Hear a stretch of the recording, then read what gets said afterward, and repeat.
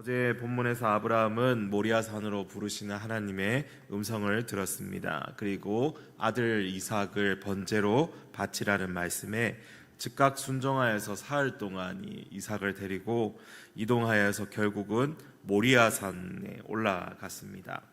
아브라함은 한 번 더 하나님의 말씀에 순종하여 이삭을 결박하였고 제단에 설치한 나무 위에 그를 올려놓았습니다. 잠시 후 하나님의 말씀에 순종한다면 일어나야 하는 일은 너무도 끔찍한 일입니다.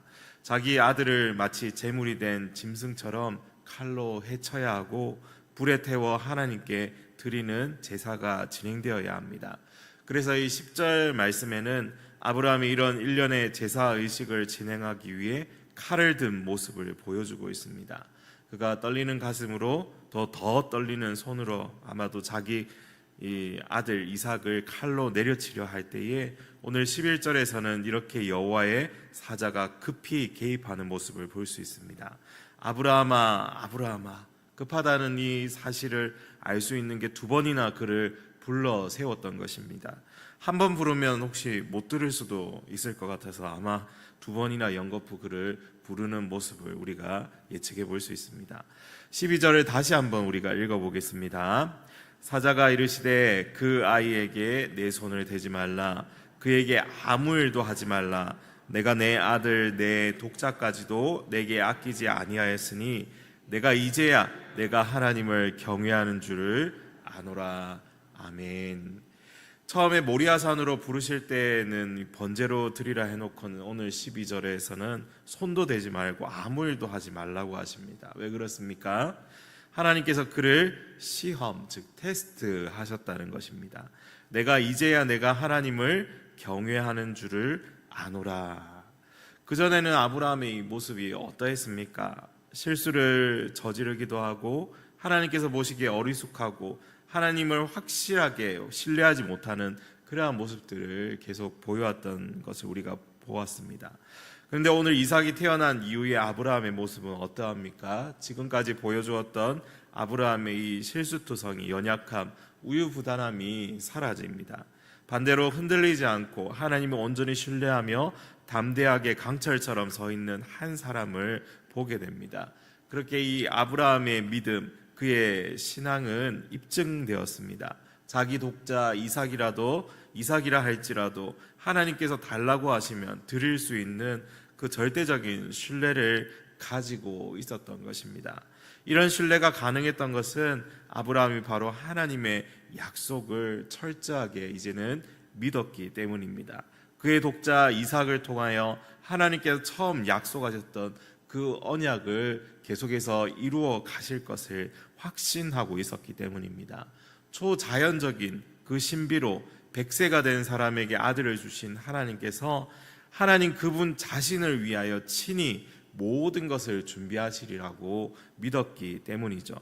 이 말은 언약의 대상자, 약속의 상속자인 이삭이 만일 그의 칼로 인해 죽는다 할지라도 어떻게 될 것을 믿었다는 것입니까? 하나님께서 그에게 되돌려 주실 것을 믿었던 것입니다. 즉 다른 말로 하자면은 부활을 믿었던 것입니다. 바로 이 부활신앙, 우리에게 너무나 익숙한 단어이지만 아브라함이나 고대시대에 살았던 사람들에게는 들어보지 못했던 이 말도 안 되는 사실 그러한 이야기일 것입니다. 신화에나 나오는 그러한 이야기인 것이죠. 그런데 아브라함은 하나님께서 아들 이삭을 다시 돌려주실 것을 믿고 그가 다시 살아날 것을 믿었다는 것입니다. 이게 제 개인적인 말이 아니라 성경에 그렇게 말하고 있습니다. 히브리서 11장 17절 말씀, 아브라함은 시험을 받을 때에 믿음으로 이삭을 드렸으니 그는 약속들을 받은 자로 돼 그 외아들을 드렸느니라. 그에게 이미 말씀하시기를 내 자손이라 칭할 자는 이삭으로 말미암으리라 하셨으니 그가 하나님이 능히 이삭을 죽은 자 가운데서 다시 살리실 줄로 생각한지라. 비유컨대 그를 죽은 자 가운데서 도로 받은 것이니라. 아멘. 아브라함은 하나님을 믿었는데 어떻게 믿었다는 것입니까? 부활을 주실 하나님을 믿었던 것입니다. 이게 무엇입니까? 바로 부활신앙이 아닙니까? 그런데 아브라함의 이런 믿음에 대해서 또 신약은 이렇게 해석합니다. 야고보서 2장 말씀에 우리 조상 아브라함이 그 아들 이삭을 제단에 바칠 때에 행함으로 의롭다 하심을 받은 것이 아니냐. 내가 보거니와 믿음이 그의 행함과 함께 일하고 행함으로 믿음이 온전하게 되었느니라. 아멘. 아브라함의 결단과 행동은 그의 이 믿음을 온전하게 하는 것이라고 그렇게 덧붙이고 있습니다. 그가 이렇게 이삭을 드린 행동은 비록 이 미수에 그치기는 했지만 실제로는 하나님께 드린 것이나 마찬가지였다는 것이죠. 그리고 하나님은 그런 아브라함의 믿음을 확인하셨고 그것으로 그의 믿음이 온전하다 하는 하나님의 인정함을 받았던 것입니다. 그리고 그런 아브라함에게 붙여진 별명이 있습니다. 무엇입니까? 바로 하나님의 벗이라는 칭함을 받습니다. 하나님의 친구라고 불렸습니다. 그게 어디에 나와 있냐면 이사야 41장에 나와 있습니다. 41장 8절에 그러나 나의 종 너 이스라엘아 내가 택한 야곱아 나의 벗 아브라함의 자손아. 즉 하나님께서 인정하신 사람 아브라함을 벗이라 부르실 정도로 하나님과의 그 친밀한 교제 속에 들어가는 은혜를 덧입게 되었던 것이죠. 예수님께서도 십자가의 비밀을 듣고 알게 된 제자들에게 이제부터는 종이라 하지 아니하고 친구라 하리라. 그들에게 그렇게 말씀을 주셨습니다. 예수님과 그런 깊은 관계로 그 예수님의 비밀을 알고 있는 자들에게 그들을 초대하셨던 것이죠. 사랑하는 성도 여러분, 오늘 말씀을 통해서 무엇을 보셨습니까? 우리는 아브라함의 믿음을 시험하신 하나님의 모습을 발견하게 됩니다. 그가 과연 나를 믿는지, 나를 따라오는지, 나와 함께 하는지, 이러한 하나님의 테스트는 그 이후 그의 자손들에게도 계속해서 반복되어져 나왔던 일련의 패턴을 가지고 있습니다.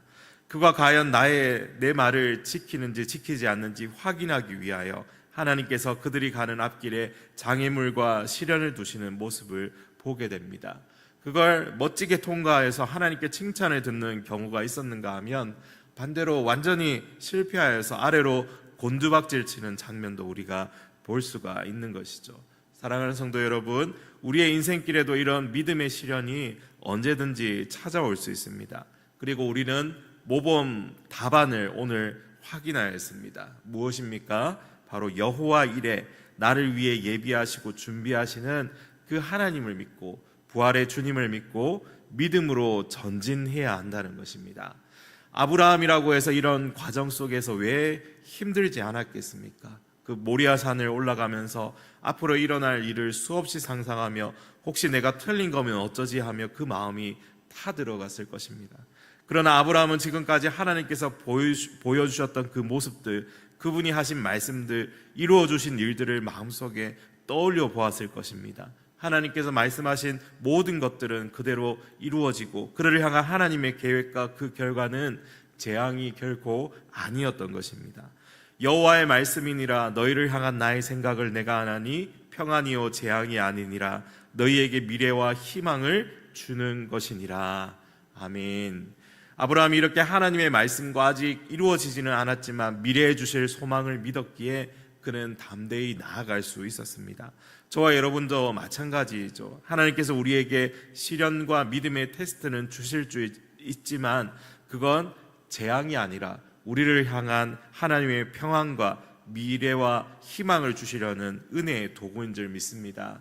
물론 힘겹지 않은 것은 아닐 것입니다. 그러나 하나님은 이 시련을 통해 더 가까이 나아오기를 기다리고 계십니다. 더 하나님의 마음을 깨달아 알아 하나님과 더 깊이 교제하는 벗과 같은 사람, 친구와 같은 사람, 그러한 믿음의 사람이 되기를 원하시는 것이죠. 사랑하는 여러분, 이러한 말씀의 진리를 깨닫고 하나님의 신실한 벗이 되어 살아가는 오늘 하루가 되시기를 간절히 소망합니다.